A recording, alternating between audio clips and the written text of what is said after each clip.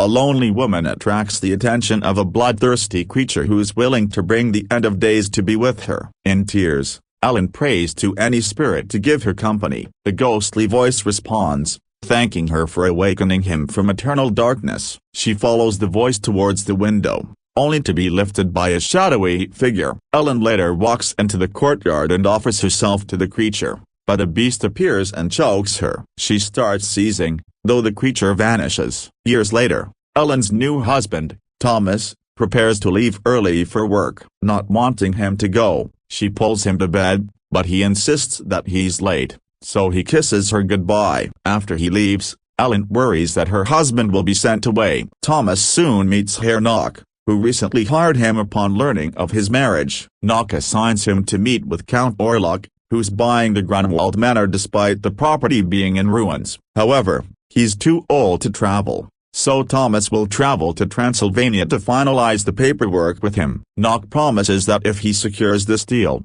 he'll also secure his job. With no choice, Thomas tells his wife that he'll be away for 6 weeks. Ellen cries, then insists on telling him her dream. The man reminds her that her doctor advised her not to dwell on her childhood memories, but the woman stresses that she dreamed about their wedding. However, in her dream, death was waiting for her at the altar, not Thomas. Furthermore, all the guests were dead. Despite this, Ellen was happy in the dream, and now, she thinks that this is an omen. Assuming that she's worried about their future, Thomas reassures her that after completing the deal, he will make enough money to buy a house. With that, he takes Ellen to the house of his friend, Friedrich Harding, who's expecting his third child with his wife, Anna. As they drink, Friedrich wonders when Thomas will start a family, and he explains that he will once they're financially stable. With this in mind, Thomas asks Friedrich to look after his wife while he's away. Later, while everyone sleeps,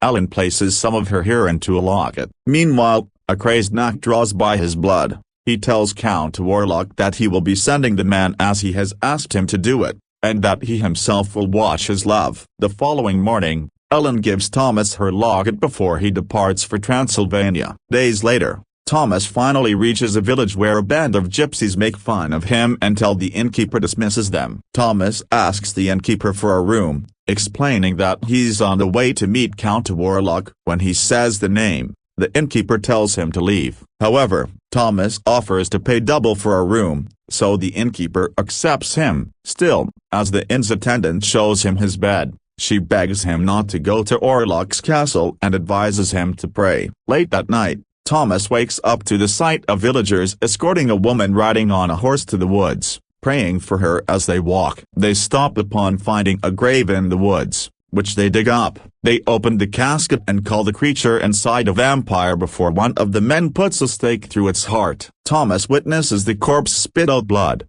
so he tries to stop the villagers, only to wake up back at the inn. However, his shoes are muddy as if he'd actually crossed the woods last night. Outside, he finds the village is deserted. With even his horse gone, Thomas climbs up the mountain to Orlok's castle alone. By nightfall, an unmanned carriage approaches him, so the exhausted Thomas accepts the ride and arrives at the castle by midnight. There, he finally meets Count Orlok, who insists on seeing the deed despite the late hour. Orlok guides his guest to the dining room, though his mysterious and aggressive demeanor scares Thomas. To hide his fear, Thomas starts a conversation about the villagers going to the woods at night. Orlok just explains that their country retains old superstitions before he urges his now fearful guest to eat. Thomas then reaches for some bread but slices himself with the knife. Immediately, Orlok rebukes him for carelessness, but he justifies that he can heal the wound. Suddenly,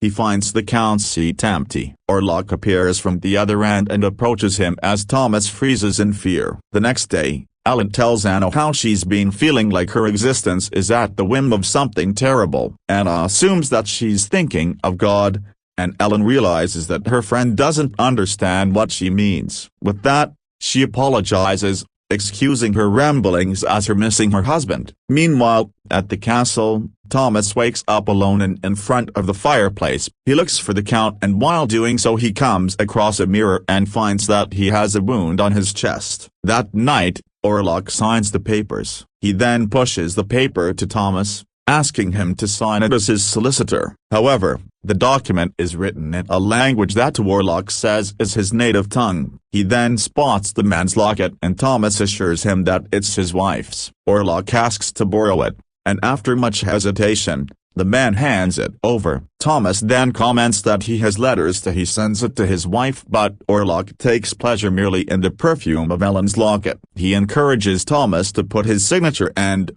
to persuade him, hands him a sack full of coins. Thomas, being a man of his word about providing for Ellen, Thomas puts his signature across. This having been accomplished, Warlock tells him to go to bed, but Thomas asks to leave since he's been having strange dreams. He fears that he's sick and must go home. Warlock suggests that traveling while sick is dangerous, so tells him to stay. The Count then leaves, and only then does Thomas realizes his locket is still within him. Another night in the castle, Thomas reluctantly and, by sunup, an unhealed bite on chest. This frightens him so badly that he will run out when he finds the castle is blocked from within. Desperation makes him to break open some door which ended up in going down into this underground crypt, but at the bottom, there sits an ornate casket where Thomas finds the Count asleep. Convinced that his host is a monster, he recalls the villagers driving a stake into the corpse's chest. He grabs a pickaxe to do this,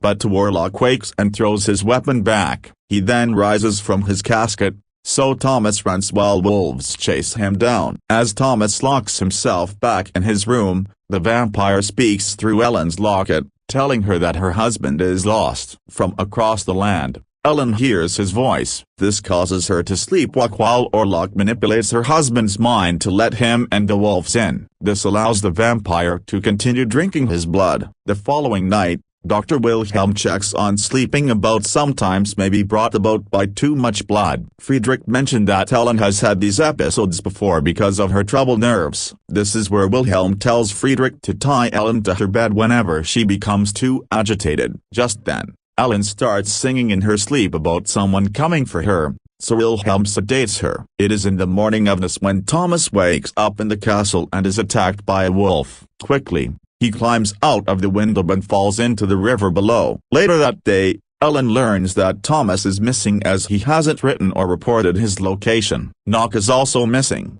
making her suspect that he had something to do with Thomas' disappearance. Friedrich vows to locate Knock and Thomas, but when Ellen is out of the room, he laments to his wife about her condition. Anna tells him that the woman's situation isn't her fault, and her husband apologizes for being insensitive to it. He then checks on his unborn son, but their moment is interrupted when Ellen starts seizing nearby. Meanwhile, Knock is admitted to the hospital after going rabid in the market and killing and eating the sheep there. Wilhelm checks on the patient, who giggles as he prepares animal corpses for his lord's arrival. The doctor asks about this lord, so the man recounts how his master chose him to find what he wants. Then, that lord will vent terror on all he had abandoned. Suddenly, Knock attacks Wilhelm as an attendant struggles hard to keep the doctor from being attacked. That night, Ellen has another fit in Friedrich's house. Once she has quieted down, Friedrich whines to Wilhelm about how this happens every night. The doctor then says that Knock is at his hospital,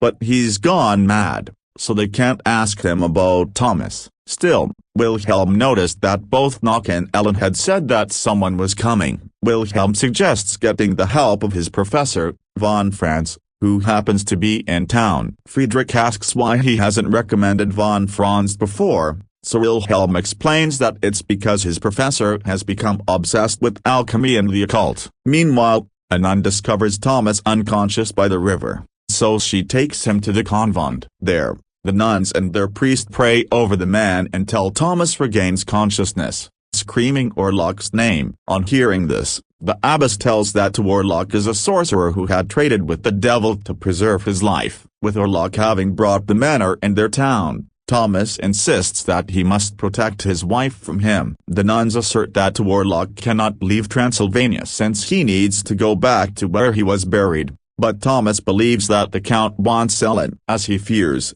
Warlock is contained in a crate filled with his grave soil as he's being transported in a ship to Germany. Soon, Wilhelm takes Friedrich to von Franz while Thomas runs off with the horse from the convent. contrary to the advice given by the nuns. At the same time, the crew at the ship where Orlok is aboard starts falling ill. Later on, Von Franz visits Ellen and asks her about her childhood afflictions. She says that she doesn't always remember what happens when she sleepwalks, but she sometimes dreamed about things she shouldn't have known, such as when her mother would die before it happened. As she grew older, her experiences became nightmares. This, combined with her seizures, left her feeling alone all the more so when, after she had sleepwalked, her father found her in a field, naked. He was convinced that she was a sinner and threatened to send her to an asylum. All her troubles ended when she met Thomas, only for her afflictions to return since he went missing. That night,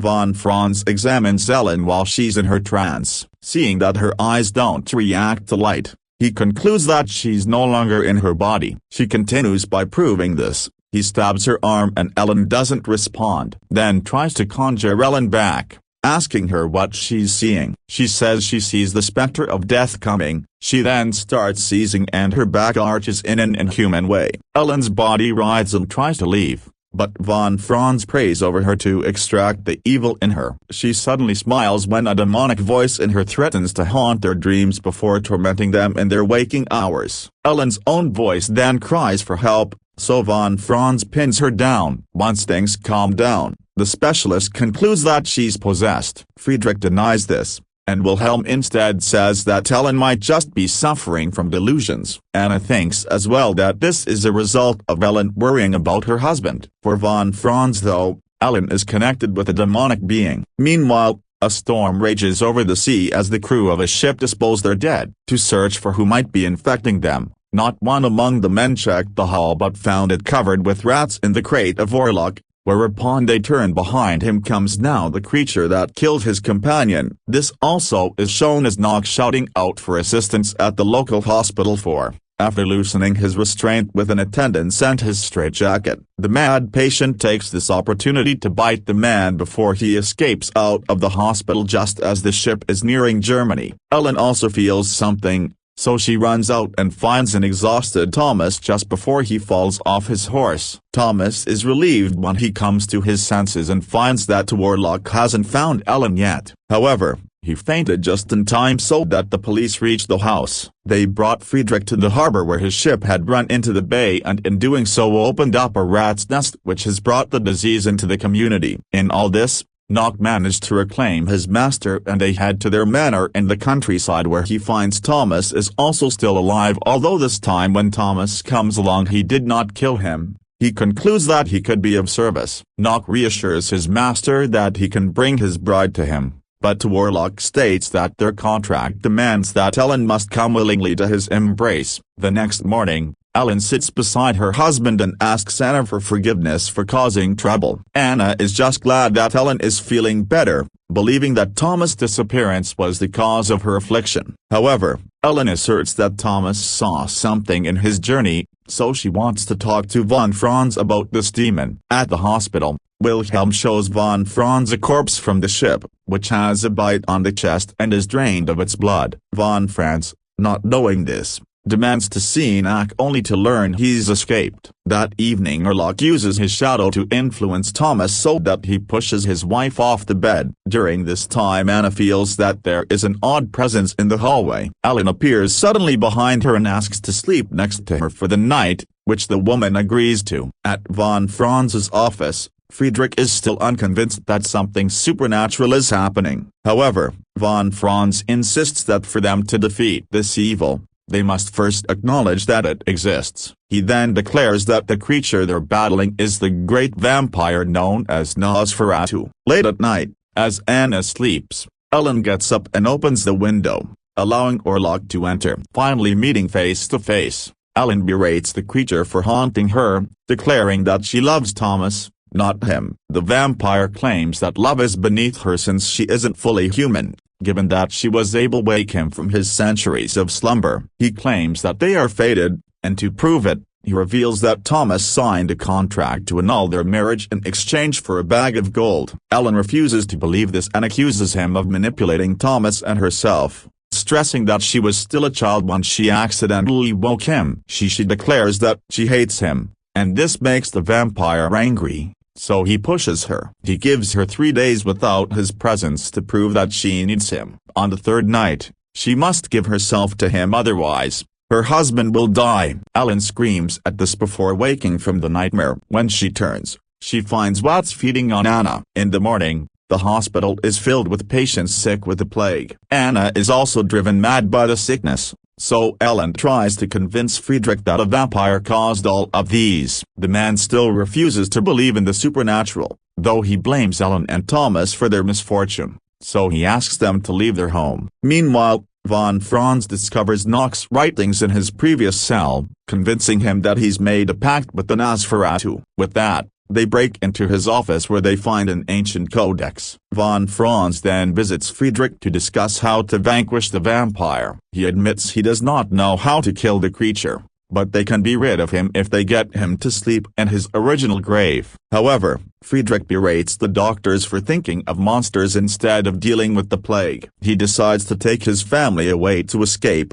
but von Franz warns that the vampire has drunk his wife's blood, so he'll return for her. Meanwhile, back at their own apartment, Ellen finally confesses to Thomas that she summoned Orlok. She admits that she prayed for sweet company, and Orlok responded to her, only for him to torture her each night in her dreams. It was only after Thomas made her experience love she had so desperately needed for long. Nevertheless, Orlok was aware that they had married and went back for her. Now Ellen's face is full of black color as she accused her husband of making love to end their marriage for gold. Then, she starts shocking and tugging her clothes apart, shrieking in agony until Thomas moves to fetch a doctor. Ellen suddenly snaps out of her possession and begs her husband not to leave. She embraces him, but in a cold voice, she declares that Thomas can never please her as Orlok could. Rage then takes over Thomas, so he pulls her onto the couch and proves his passion, all while Ellen dares Orlok to see their love. But then Thomas sees a vision of a bloodied Ellen, so he pulls away while his wife convulses. He takes her into his arms to comfort her, and Ellen weeps. She worries that Orlok will kill them if she doesn't surrender, so Thomas promises to vanquish the creature. Meanwhile, von Franz discovers from Knock's codex that the creature can be killed through a maiden's sacrifice. At the Hardings' home, Orlok casts a spell to keep Friedrich from waking as his daughters scream for help. Because of this, Anna runs to the girls alone, and finds a vampire attacking them before he takes off after her. The day after, Friedrich mourns the loss of his family while they are buried in their grave. When he sees Ellen, he accuses his friend of introducing the plague in his family to them. Thomas defends his wife and shows him his wound, stating the monster is alive. This eventually convinces him that the monster might be real, so he joins the group as the doctors wonder why Thomas recovered from being bitten. He recounts that the nuns nursed him back to health with prayer, but he thinks he's still not free from Orlok's spell. With Thomas' help, they conclude that Orlok keeps his casket in Grindelwald Manor, so they plot to destroy him tonight. Ellen insists on joining them, but Thomas wants her away from danger. Von Franz advises her to stay at Friedrich's home while they destroy Orlok's casket so he cannot hide from the sun. Once he's back to being a corpse, Thomas will drive a stake through his heart. Knowing that something is amiss, Ellen volunteers to walk von Franz to his home to speak to him privately. She tells him that she needs to be the one to kill the vampire, and von Franz acknowledges that she was born with a supernatural connection to it. He then hints that he'll keep her husband goes out tonight, so she must urge him to this useless hunt. It was back in their house that Ellen begged her husband not to come back to her until he kills Orlok. Thomas promised and Ellen declared to him her love, which sealed with a kiss. Then she leaves, and Ellen whispers her goodbye. Thomas meets up with the rest at the Harding home but finds that Friedrich has left. Worried, he insists on finding him before their hunt, so they set off to the graveyard. As his friend feared, a grieving Friedrich visits his family's graves. He blames himself for sleeping through their screams, so to never sleep again. He enjoys his wife's body one last time. Thomas and the doctors soon discover him dead after getting infected through Anna's body. Unable to take any more grief, Thomas asserts that they must kill Orlok tonight. With that, he, Wilhelm, and von Franz head to Grunwald Manor while Ellen lures Orlok to her. The man reaches the casket, and Thomas immediately drives the stake inside upon opening it. However, instead of Orlok, Nock is inside. In his dying breath, the man mourns that his master never gave him immortality since he only cared about his bride. Hearing this, Thomas realizes that Orlok is heading to Ellen, but von Franz insists that they have to destroy the vampire's home before the sun rises. He is adamant that Orlok can't resist Ellen's blood, so this is their last chance to kill him. This makes Thomas and Wilhelm understand that von Franz knew Orlok wouldn't be here tonight. They call him out for using Ellen as bait before running to save her while von Franz burns the casket and the manor. In the process, Orlok goes to Ellen and asks if she accepts him. She says yes, so the vampire kisses his bride. She then takes him to her bed, allowing the monster to satisfy himself with her blood and body. As the sun rises, Thomas runs to save his wife. Orlok sees the sun from Ellen's window, but even in her weakened state, she encourages him to drink more of her blood. He cannot resist, so he does as she tells him, letting the light reach the vampire. The sun begins to burn him and Ellen holds him in place as he dies. Thomas and Wilhelm come at the same time Orlok dies, but Ellen has bled too much. Her husband holds her hand just before she also dies, leaving Thomas alone.